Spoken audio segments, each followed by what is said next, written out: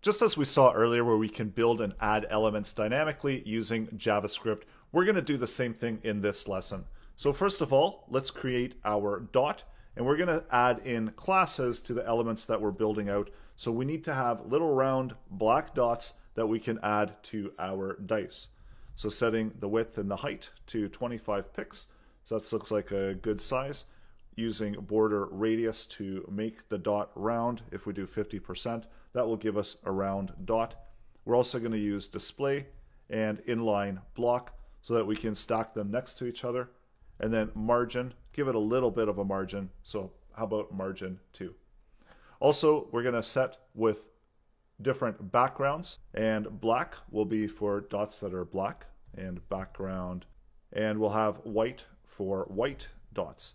So we can add in a class of black or white, and that will change the background of the dot, making it visible or hidden. So this will just be white. And it'll be the same as the background of the dice. So now going into our JavaScript, we need one more thing before we build that out, and that's we need to create an array that's going to hold how the dice are going to be laid out. So I'm going to use a multi-dimensional array. I'm going to call it dice, and we'll build that out. So this is an array with multiple arrays inside, and I want to have the arrays with the dot positions. So if we have 1, 2, 3, so if we look at how a phone is output where we've got 1, 2, 3, 4, 5, 6, 7, 8, 9, that gives us the 9 possible positions where we might have dice. On 1, the position is going to be number 5. On a 2, the position is going to be a dot in position 1 and 9. Next position 1, 9 and 1, 5 and 9. So that will give us the way a 3 looks. We need to set up a 4. So these are all of the corners. So those are the corner edges. Next is the 5. So we've got it kind of going across and including all of the corners. And then lastly is the 6. So we need to have all of the 2 side positions covered and outputting all of those points. So that basically allows us to build our dice.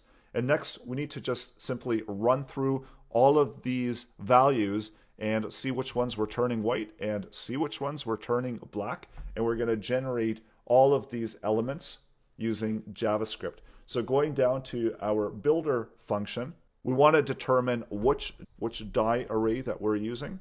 So we need to select the die array. So that's the one we're going to do here using the dice array. We're taking the value of number, and arrays are 0 based, so that's why we need to subtract 1. And for now, we can console out that die array, and we can use that die array in order to generate the dots. So of course it won't look like anything yet, but we see that we've rolled a 4. So we've got all of the positions where we need the black dots to be in. So 3, 5, and so on. So that gives us all of the positions of those dots. And the reason that these ones are just showing up as 5, so this would just be the 1 item. And we can see what the number value is just by how many items are within the array. So that's another thing that is a good indicator of that we're on the right track, because we do have the number of dots that are going to be black that are going to be represented. So next thing that we need to do is we need to build out the dots. And using JavaScript loop, we're going to create a simple loop and loop through all of the values starting at 1 and looping through while x is less than 10, so going all the way up to 9, incrementing x 1 by 1. Simple loop to loop through all of the dice dots, creating a span, or this is actually going to be a div. We could have made it a span as well, but we did set the display properties to inline block, so we're okay with them aligning. Create element, exactly what we did before, creating a brand new div. And now whatever we had called that object that we created, so in this case we called it a span, even though it is a div that we created to add to the confusion. Setting attribute that we're setting is a class, and just like we did before, class of dot to it. Next, we need to make a check to see if the die array, so that's this one that's being output here, and we're going to use a JavaScript function called includes, which determines whether an array includes a certain element, returning true or false as appropriate. So using includes, we're going to check to see if the value of whatever we're on X is there. And if it is, then we know that we want to return that back as a black dot. So we're taking the span object using class list.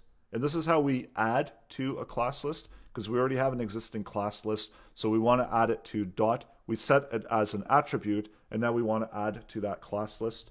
We're going to add the class of black, which is going to create a black background for that element. And that's exactly what we want to happen.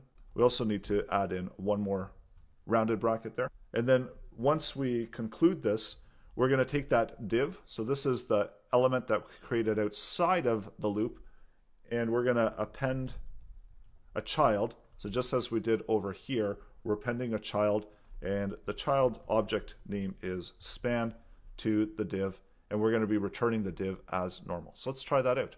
So roll, so we get a 3, we get a 5, we get a 1, we get a 5, and so on. So essentially, we've generating where the dots are appearing on the dice using JavaScript. And if you want to know more about includes within JavaScript, so that's available at the Mozilla Developer Network. And you can see that they've got a great example here where we've got an array, so 1, 2, 3, and we're checking to see if the array includes 2, and the return is true. So when we run the code, we see we've got true. We can do that on string values as well, so we can check to see if includes. If cat is available within that array as one of the values there, and it is, so that's where we get true. And if we search for something that is not available within the array, then we get returned back false. So you can go ahead and try this out and get comfortable with it, because this is a really useful method in JavaScript when we're working with arrays. And try this out for yourself.